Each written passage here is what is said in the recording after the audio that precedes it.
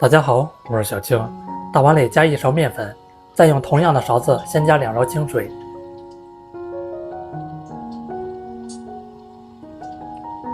再加3克鹽，用打蛋器来搅拌一下，把裡面的面粉混合均匀。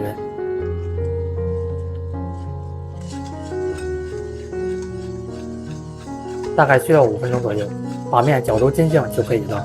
这個時候再用同樣的勺子再加入1勺清水。準備一把小蔥切成蔥花，做這的美食多放一點小蔥更好吃。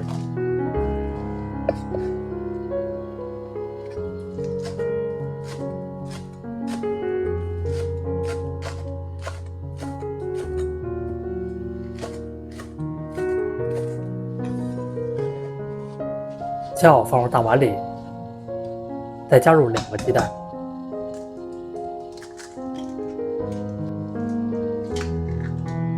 調味加一點點松露餡、胡椒粉去腥增香，繼續來攪拌一下。我每天都會分享一道家常美食食譜，感謝您在影片下方為我點個讚及訂閱支持一下，非常感謝。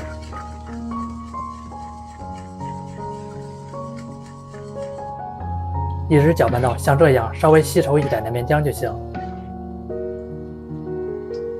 準備一個平底鍋，可以能食用油。再倒入1勺面漿，晃動一下鍋，整理平整。這個時候開中小火的位置，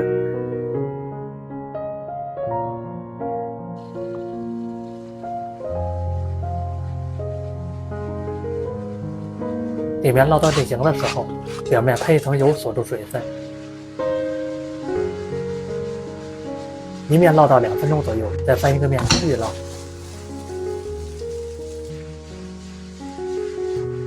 烙這個餅比較快，也容易熟，全程大概烙4分鐘左右，把兩面都烙到凸象微黃就可以了，看着就好吃。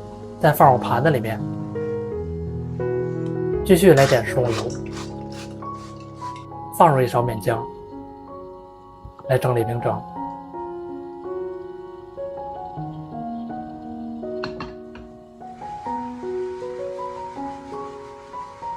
還是同樣表面定型，再噴一層食用油。